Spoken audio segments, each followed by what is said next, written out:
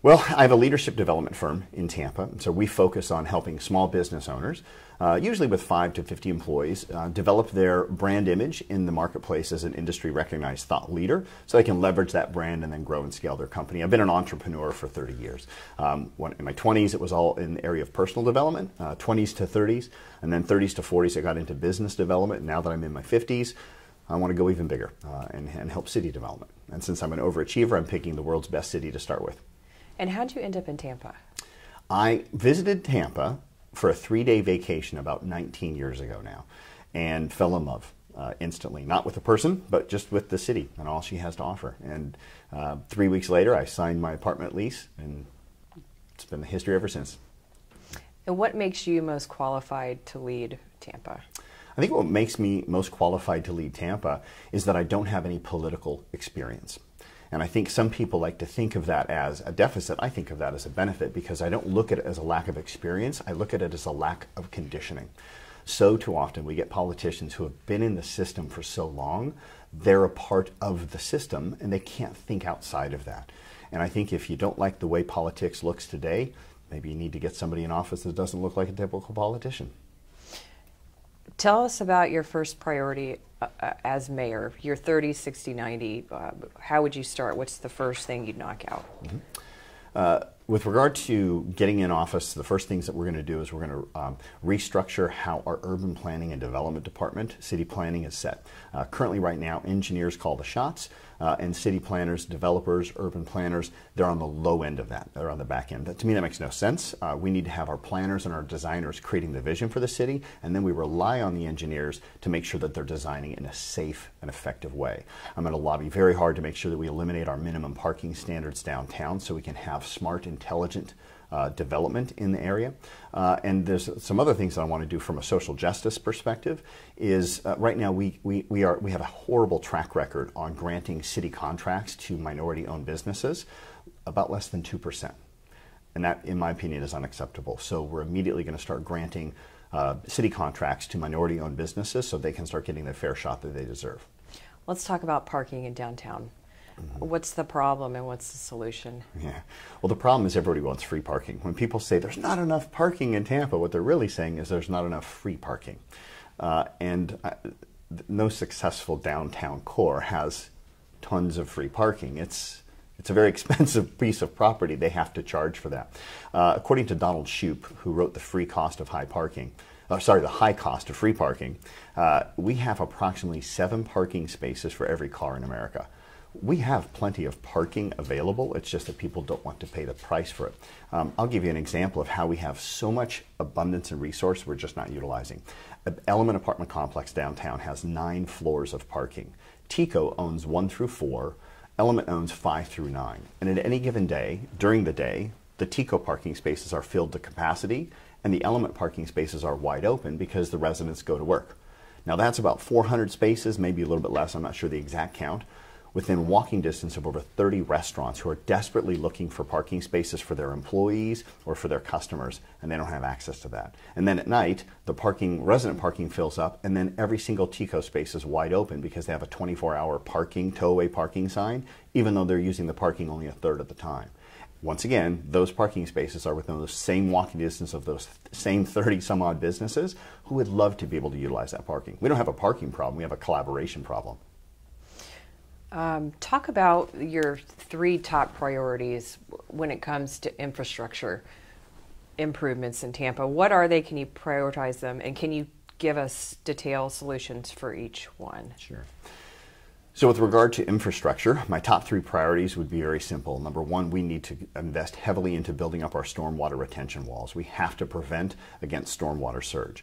But there's a different flooding that happens on a much more regular basis than the 30-year storm that they refer to. And that's daily rains, especially in our summer months. We need to have, right now, the reality is you can't out-engineer Mother Nature, but you can cooperate with her. And the way you cooperate with her is you put more green space per square footage than any other place around. So we need to make sure that all of the places that are prone to flood have plenty of soft soil, thick shrubbery, and adult trees. One adult tree can hold up to 100 gallons of rainwater. So all we have to do is be able to retain enough rainwater to where it can absorb slowly, and we're going to greatly minimize the amount of flooding that's out there. And then the other thing that I want to do is making sure that we're creating green spaces and developing more parks within walking distance of kids. We can do those three things. And by the way, that has everything to do with creating complete streets as well. There are so many schools right now that are connected to major thoroughfares, and there's not even sidewalks on the roads for kids. We have to fix that. So complete streets is something that's got to be fixed right away within the school districts, more green space per square foot, and building up our stormwater. Okay, let's talk about biking and walking. Okay. In Tampa. Yeah. Biking and walking is something I know very much about because I sold my car 9 years ago as a 30-day experiment to offset my carbon footprint, and that 30-day experiment has gone 9 years now. I walk everywhere, I bike everywhere, I take mass transit. When I can't take any of those three options, I'm blessed. I can take Lyft or Uber, but there's a lot of citizens that don't have that luxury, and we need to make sure that we take care of them. I know firsthand how scary it can be when you just walk to work or when you ride a bike. I was at a Mayoral forum yesterday, and I rode my bike to it. And it was scary because these bike lanes that we have aren't protected, and they're right next to the rear view mirrors of these cars that are zipping by, and I've been clipped in the elbow several times. So I know how dangerous it can be. And I always ask people, I say, which life is more valuable, which life is more precious? The one walking in shoes, the one pedaling a bike, the one riding a bus, or the one driving a car? Nobody can answer that question with anything else other than they are all equally important. And they all have equal importance, but yet we seem to prioritize cars over all of the others. And that makes no sense because while they're all equal, some of them are far more vulnerable. And we need to shift the priority to protect them more so than a vehicle. So I believe that we can all get along, we can all share the road nicely. Pedestrians can get along with bicyclists, can get along with vehicles, and they can share the road with buses, but we have to have intelligent street design in order for that to happen. And sadly, right now, I don't think we've got that happening. We need leaders in charge who understand smart design, and currently I don't think we have that. And so what's the answer? More bike lanes, or, I mean... You know, somebody asked me the other day, are you in favor of bike lanes? And I said, that's a bit like asking me if I'm in favor of heart surgery. I'm in favor of heart surgery if the heart needs surgery, but not for a sunburn. So there are roads that would not benefit from having a protected bike lane, and there are roads that absolutely should have that. And I think this is the difference between leadership and management. Leaders do the right thing. Managers do things right. And there's a subtlety there. And if you get a manager who's used to doing things right into a leadership position, they run the risk of doing the wrong thing, but doing it the right way. I know my wheelhouse. It's in leadership. It's not in management. Leadership is about doing the right thing. The right thing is protecting the sanctity of human life, whether they're walking, biking, riding, or driving. The managers are the engineers that know what roads we need those on and how to design them in the most effective way possible. So I don't pretend to be a road designer or an engineer, but I know the principles behind smart design. And as the leader, I can make sure that we're guiding and directing the managers to get it done the right way. Do you have a transportation plan? I do. I just released my transportation plan. It's great reading material if you want to go to sleep. It's 20 pages long. It is an obsession of mine. I admit that I kind of geek out on urban design and transit-oriented development. So I've got a 20-page transportation plan that is broken up into 5 parts. And within each of those 5 parts, ranging from safety to accessibility to affordability, in each of those, we address all 4 of those issues of biking, walking, riding, and driving. What about rail and other modes of transportation? I'm a fan of multi-modes. There is no one solution to transportation. We have to find enough solutions out there that will significantly reduce the amount of people that want to drive their cars if we ever hope to reduce congestion. But I want to be clear, mass transit never solves congestion. It's not a popular thing to say. Some of the best transit cities in the world still have congestion. There's only one way to reduce congestion. You need to put more people in fewer cars. When we do that, then we can reduce that congestion. But what we need to do is provide alternatives for people who are sick of being in congestion, who want to have that freely and open. I think light rail is great, commuter rail is great. I think we have the CSX tracks that are not being utilized as much, and we need to utilize those as well. I'm a fan of the ferry systems. You know, we're a major city, and we're not utilizing our waterways. We should be doing that. But I also think we should think bigger and bolder and not think that transit has to look like traditional transit. Let's look outside of America. Let's see what other cities are doing that have solved their congestion problems, and let's see if those systems would work here. Which brings us to affordable housing, which is a nationwide struggle. But do you think Tampa, what's our unique problem here in Tampa? And I was reading a United Way report this morning that talks about half of families are struggling to put food on the table, to pay their housing. I mean, these are major issues, but do we have a unique twist to it in our city? Well, I think we have a unique situation in that we're not like all of the other cities, but some cities share the same problems, especially the rapid developing ones. The biggest challenge we have with affordable housing right now is that our property values are increasing at a ratio faster than our salaries are. And that's creating the problem. Interestingly enough, I believe we were just ranked one of the most affordable places to live in America. And you know, if you talk to people that aren't in the upper middle class, they would laugh at that report because it's not true. Here's the challenge with affordable housing. So a couple of things. Number one, we've invested too much into roads, and so people are dependent upon cars, and cars can be upwards of 25, upwards of 40% of somebody's monthly salary. If we could develop such a transit system and transit-oriented development in such a way that people didn't want to own a car and didn't have to, they'd literally be getting a 25 to 40% raise overnight by just getting rid of their car, because you got the car payment, the fuel payment, the insurance payment, the speeding tickets, the parking tickets, the repairs, the maintenance, the traffic accidents. All of those things add up, and they're very expensive.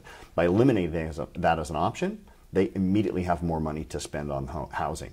But the other thing that we need to do is make sure that we're developing homes in a way, and multi-unit homes specifically, where we're having greater levels of density. But in order to get that level of density, we incentivize the developers to making sure that they're creating active transportation for biking and walking, bus stations, transit stations, and those type of things are things that, if we do that correctly, we can absolutely maintain and manage the level of price of housing. We talk about our image a lot in Tampa, and how we're on our way to becoming a world-class city, and how we host these big events like the RNC and the Super Bowls. How do we continue that growth, that trajectory? Well, I think in order for, first off, I already think we're a world-class city. I think we're a world-class city for everyone, and yet we could do better in our messaging and our specific point of direction. One of the things that I've proposed, and I'm the only mayoral candidate who's done this, is I've already committed that we're going to take Tampa and make it a 100% renewable energy city.